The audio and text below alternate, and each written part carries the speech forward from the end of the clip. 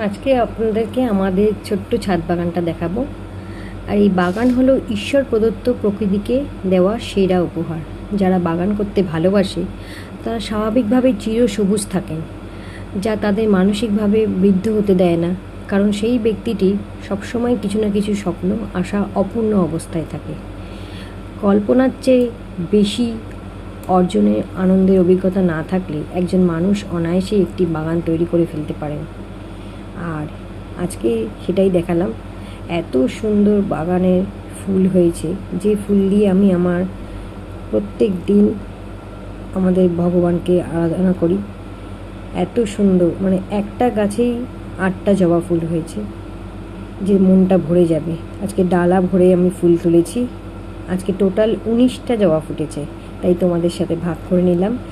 এই আমাদের গাছের ফুল দিয়ে ঠাকুরদেরকে সাজিয়েছি। এত মন ভরে পুজো দিয়েছি যে মনটা একদম ভরে গেল। আর বাবাকেও আজকে আমরা গাছের ফুল দিয়ে সেবা দিয়েছি।